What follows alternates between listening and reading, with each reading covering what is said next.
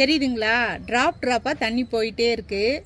இது மாதிரி நம்ம செய்கிறதுனால என்ன நடக்கும்னு பார்த்தீங்கன்னா, இப்போ நம்ம தினமும் வந்து தண்ணி ஊற்றுவோம். தண்ணி ஊற்றிட்டு போயிட்டோம்னா சாயந்தரம் இப்போ நல்ல வெயில் அடிக்கிறதுனால சாயந்தரம் வந்து பார்த்தீங்கன்னா உங்களுக்கு ஓரளவுக்கு காஞ்சிரும்.